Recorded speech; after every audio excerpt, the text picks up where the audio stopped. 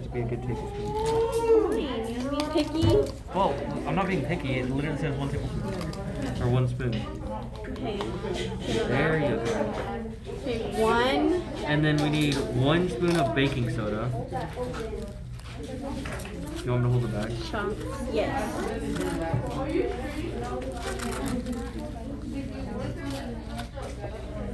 And then 20 milliliters of water to the plastic bag. Butter. And then we Chicken. add that. 20 milliliters. We put that.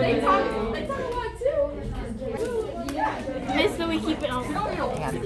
We place this sealed container of water into the bag. Well, I gotta close it. I'm trying. The process isn't that easy. I am recording just so everybody knows. Yeah. I So know. keep your tea in its cup. Then, You put it in the bag, and then you seal the bag. Girl, what is that gonna do? Wait. Look, wait.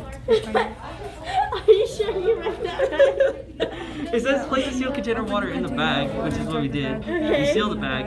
Now we have to open the container of water inside the bag without opening the bag and then dump it out. Yeah, so easy. Here, you're gonna hold this and record it, and I'll get your material.